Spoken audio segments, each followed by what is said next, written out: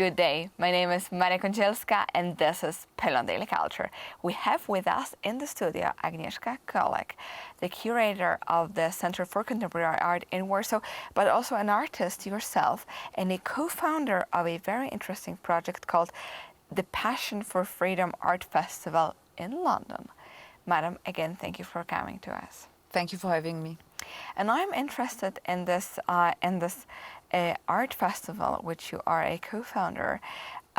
What is it about? And as I understand, you're running it already for many years.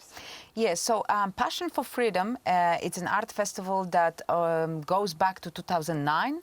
The first edition was online. I joined in 2010. I joined Camila Forres, who is the main founder of the festival. And I joined as a curator, and obviously over the years, we together built it up with friends.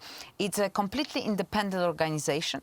We never had any backing from any governments and the major founders. The exhibitions were happening always in autumn in London, in major galleries. The first few editions we had in a gallery next to Tate Modern.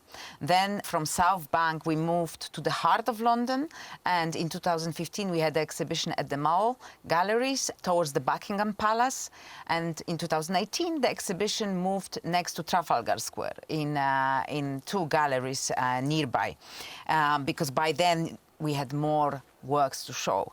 And what is important is that the core of the exhibition is building a platform for artists to look at the theme of freedom, what it is, how easy is it to lose it, and how hard is it to get it back. And with years as well, we looked at how our enemies wants to prove to us that there is nothing to protect, that actually our freedom is worthless. Worthless. No, it's worthless. So we were trying also to bring our attention to why freedom is beautiful. What are our values? What do we have here that is worth protecting and dying for? And over the years, we gave a chance to artists to exhibit their works that other galleries were afraid to show. They were afraid of attacks. They were afraid of death threats.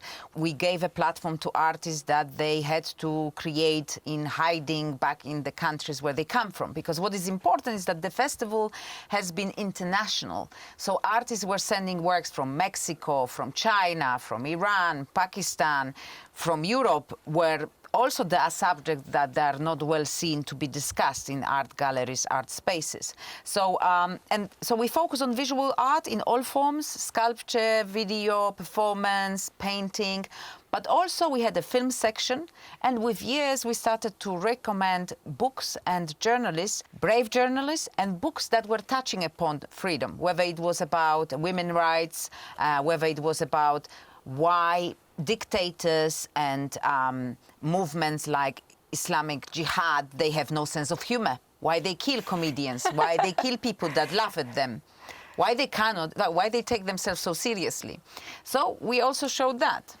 Oh, that's actually a very interesting part of why dictators usually have a very small sense of humor. Well, probably because they have small distance to themselves.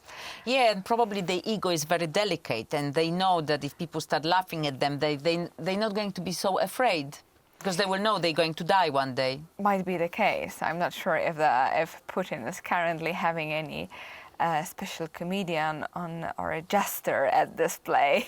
Well, definitely he's got very long tables, so it says something. It says something, yes. There is a message in the table. He might have an actor who will just, play him this as a form of art as well. So the Passion for Freedom Art is actually a festival which shows artists whose lives might be at stake, or who are risking some part of their freedom or their personal freedom or their career in order to create this piece of art or this painting or just to be at the display. Yes, that's correct. And actually what I have to stress as well is that it's not only that they might be afraid of a terrorist coming to kill them, it's also more and more common in the West especially. The festival was based in London, and now we are working on international level and moving from place to place, is that more and more they would be also in danger of their own governments and their own law, because, for example, in Britain, the way the hate speech laws are being constructed, it actually creates a situation where anyone can come and say they are offended, and then if a person would have a court case, or they might be put on a register of the non-crime hate incidents, which has got almost over 30,000 people on such register in Britain. And there was a successful case of Henry Miller last year that he was taking the College of Policing to court, because when you go then for a job interview, that would be on your register. Although there was no court case, although there was no official investigation, if you have it on your record, you will have a difficulty to find a job. So a lot of our artists, they would also start to face issues like this. For example, one of our artists in 2018, she was showing a work about child marriage, and within her artwork, she put on display Quran with marked pages where it would refer to why this is justified, that little girls can be married off. And we were thinking that, well, we might get a call from the police. You never know. They might come and actually want to arrest us and the artist, because they will see it as criticizing religion and discriminating against it, because we are just pointing to the facts. Well, it seems like the art and being also a curator, founder of a festival is a life-threatening activity in modern times. So to all of you, of course, we invite you for this fascinating Passion for Freedom Art Festival in London, which is co-founded by a Polish artist and curator, Agnieszka Kolek, who was just with us. And again, thank you very much for watching our show, and stay for another episode.